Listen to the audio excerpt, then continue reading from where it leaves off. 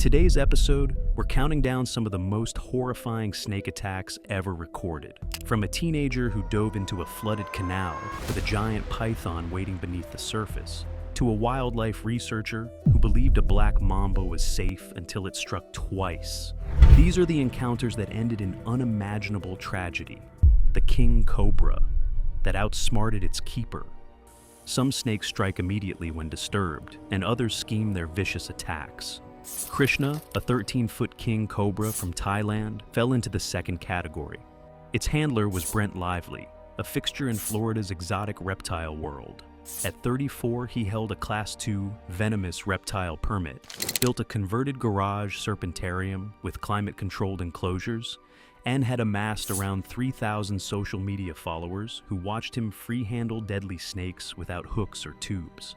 While he called the act an act of intuition, trained herpetologists termed it recklessness. On June 22, 2017, Brent reached barehanded into Krishna's enclosure to relocate the cobra for routine cleaning. Standard protocol requires a snake handler to use a hook and a containment tube, but Brent used neither. Krishna struck his wrist above the glove line, 2 half-inch fangs delivering a precise neurotoxic payload directly into the bloodstream. Now, a king cobra's venom is lethal, especially because of its volume. A single bite from a king cobra can inject enough venom to kill an elephant. Brent, knowing this, went to his back room, retrieved a vial of Thai antivenom, which he had kept for such an emergency, and attempted to administer it himself, though without proper dosage equipment. The attempt failed. He sat in a chair as his fingers went numb, trying to send a final message, but it was never completed, and 3 weeks passed before a FedEx driver noticed packages piling up at the door. That was when authorities found Brent inside, lifeless. Eventually, Krishna was transferred to a licensed facility. Brent, who believed his experience made him untouchable, had been proven fatally wrong, taken out by the very animal he cared for. Still, Florida's canals held a different kind of threat, especially for a teenager. The rainforest tourist who stepped off the path. 45-year-old Ramon Estevez was a Spanish accountant from Barcelona on a hard-won sabbatical. It was his only break after 20 years of non-stop work. He had always loved traveling and adventures. As a testament to the fact, his apartment walls held tribal masks, photographs, and ceremonial blades from 4 continents. And finally, he's got 3 weeks to spend in Ecuador, one of the planet's most biodiverse regions. During a guided hike on August 19, 2014, Ramon spotted a rare orchid species near the base of a large ceiba tree and stepped off the path without alerting the guide. He crouched to photograph it, disturbing a thick layer of leaf litter on the ground. Unknown to him, beneath it lay a South American bushmaster, Lachesis muta, perfectly motionless and perfectly invisible. The bushmaster is the largest pit viper in the Americas, with the ability to detect warm-blooded prey with precision in total darkness. What makes an encounter with the viper extremely deadly is its bite. Where many species deliver a defensive dry bite, the bushmaster releases a full, lethal dose of hemotoxic venom. Unfortunately, Ramon was struck by the snake. Immediately, the guide applied a pressure bandage and began moving the group toward the river. Within an hour, his bitten leg had swollen dramatically, with the bruising spreading upward.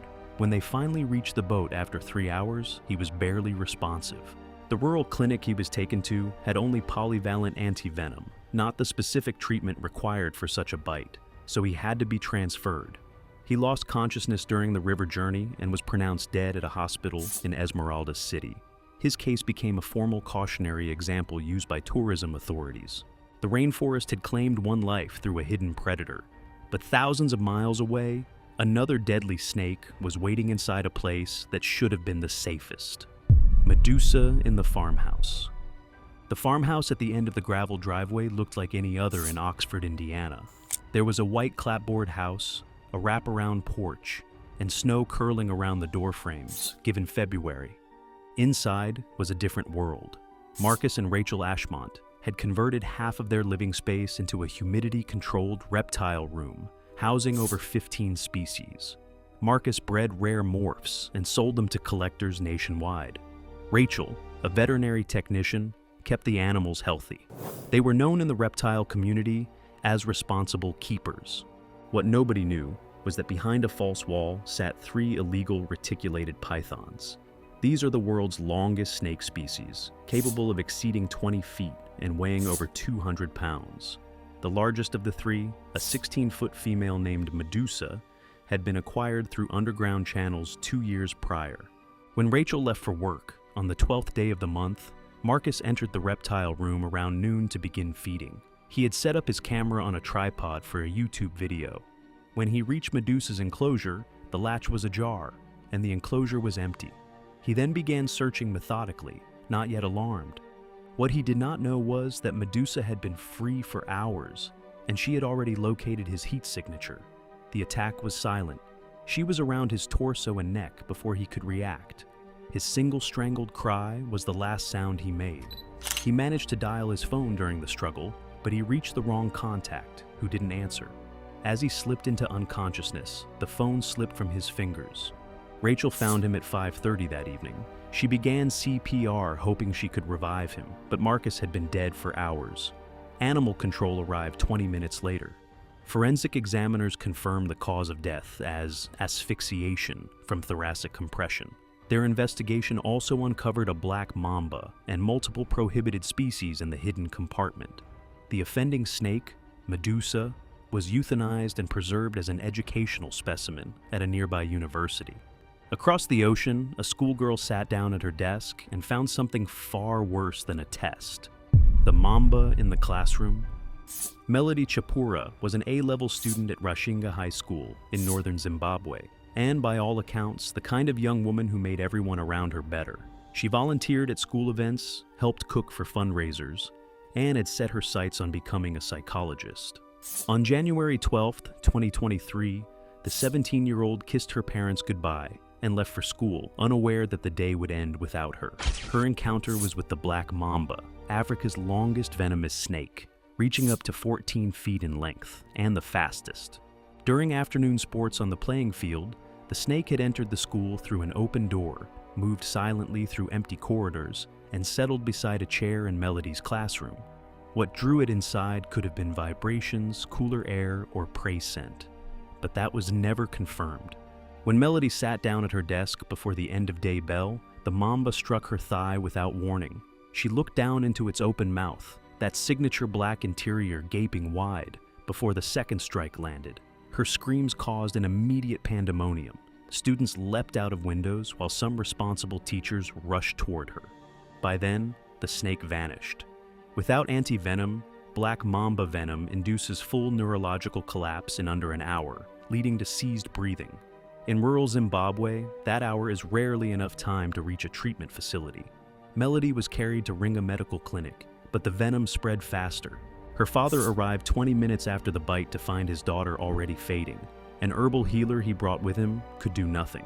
Melody was dead within 30 minutes of being struck. She never made it to Chimhanda Hospital, where such bites were treated effectively. The community mourned for weeks, but the snake was never found. Half a world away, a man who had spent his entire life studying rattlesnakes was about to face his own final encounter, the last bite of a lifetime. William Martin had been bitten several times before, and he kept careful notes on each incident, detailing the species, the amount of venom delivered, and how his body had responded. By 80 years old, he had survived enough envenomations to have built what herpetologists call acquired resistance, a partial tolerance developed through repeated low-dose exposures. Martin discovered a previously undocumented population of timber rattlesnakes in the Bull Run Mountains at age 13, convincing a professional herpetologist to verify his findings.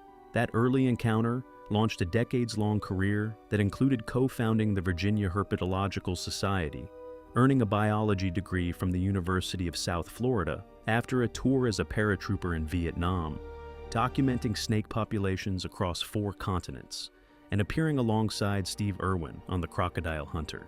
He was, by any measure, among the most experienced timber rattlesnake researchers in North America.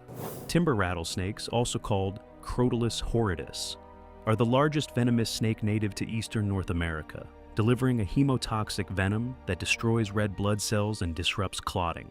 Their strike speed clocks at around 6.5 feet per second. On August 2, 2012, Martin approached his pet timber rattlesnake's enclosure at his home in Harper's Ferry for routine handling. The snake hissed, but he didn't take it seriously. It struck his left hand before he could adjust. 2 puncture marks, no dry bite. The venom began moving immediately. His wife Gwen drove him to the hospital, which was 7 miles away. But despite prompt anti-venom, his body, at 80, no longer had the same resilience it once had. By nightfall, his condition had sharply deteriorated, and when morning came, the man who had documented more timber rattlesnake populations than almost anyone alive was gone. However, while some snakes kill with venom, others don't need venom at all. Swallowed whole by a python. Marcus Leventhal was 15 years old and had a habit of turning warnings into invitations. He grew up in western Florida with minimal supervision, a father who worked long night shifts, and an appetite for risk that his friends both admired and feared. In the summer of 2015, Hurricane Debbie had overwhelmed several illegal exotic animal breeders near Weston, flushing dozens of non-native species into the region's canal network. Among the escapees were Burmese pythons, some of them exceeding 20 feet in length and 200 pounds in weight. Wildlife officials had been tracking the displaced animals for months. The drainage canals were murky, flooded with debris, and effectively impossible to monitor. On August 3rd, Marcus dove into one of those canals alone, ignoring texts from friends, apparently searching for something beneath the surface. Several hours later, his phone, wallet, and shirt were found wedged under a nearby drainage grate.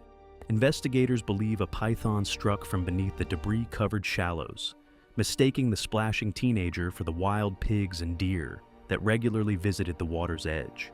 2 days later, licensed python trapper Jorge Riba found a bloated 13-foot Burmese python downstream, showing signs of a recent large meal. During dissection, workers found Marcus's remains, still identifiable by a skate park wristband. Forensic analysis confirmed he had been swallowed whole by the reptile. His family buried him in a closed casket 3 days later. The case accelerated local fencing programs along residential canal routes and prompted renewed warnings about post-storm wildlife hazards near South Florida drainage systems.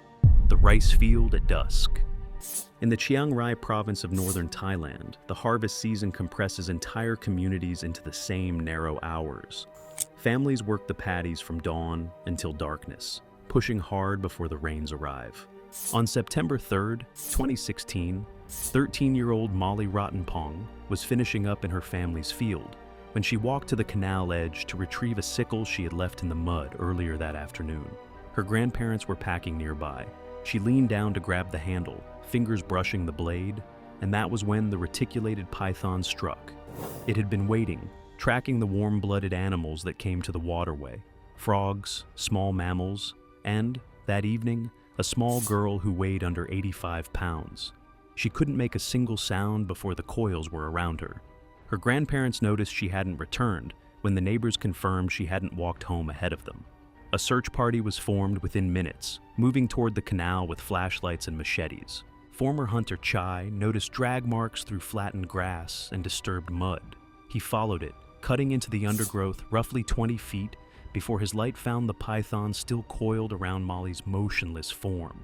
The snake had not yet begun to swallow her, as pythons typically wait hours before consuming large prey.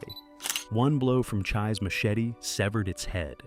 When the coils were finally unwrapped, they realized Molly had been dead for at least an hour. The animal measured 18 feet.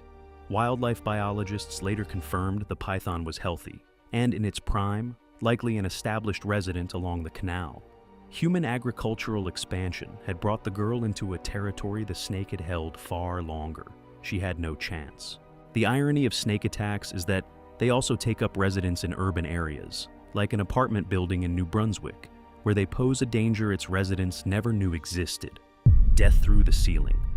Few snake attacks in recorded history carry the weight of this one, not because of the location, though a ventilation shaft in an apartment below a reptile shop is disturbing enough, but because the victims were 4 and 6 years old, and they were asleep.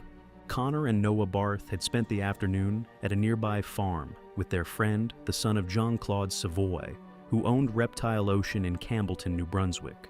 Savoy had taken in an African rock python years earlier, when a zoo couldn't accommodate the animal. By 2013, The python measured over 13 feet and weighed nearly 100 pounds, far exceeding what provincial wildlife law permitted anyone to own privately. The boys settled on the living room floor to sleep. Above them, separated by a layer of ceiling tiles, the python was already moving. Savoy had removed a vent filter cap days earlier, apparently by accident. The snake found the opening, entered the ventilation duct, and worked its body through the narrow passage toward the room below. The combined weight of the animal proved too much for the aged ceiling panels. It crashed down onto the boys in the middle of the night. African rock pythons are listed among Africa's most aggressive large constrictors, with a documented history of striking without provocation. The snake killed both boys before anyone heard a sound. Savoy discovered them in the morning. He was arrested in February 2015 and charged with criminal negligence, but acquitted in November 2016. The jury ruled it a tragic accident. For Mandy Tricarton, the boy's mother, no legal verdict changed what she lost, or what photos taken just days before showed.